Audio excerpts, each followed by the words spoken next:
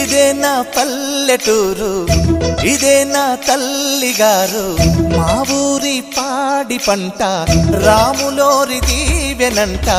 తల్లి గోదావరి నీళ్ళు కడిగ సీతమ్మ పాదాలు, ఊరంతా హాయ్ హాయ్ హాయ్, మనసంతా హాయ్ హాయ్ హాయ్. ఇదే నా పల్లెటూరు, ఇదే నా తల్లిగారు, మా ఊరి పాడి పంట రాములోరి దీవెనంట.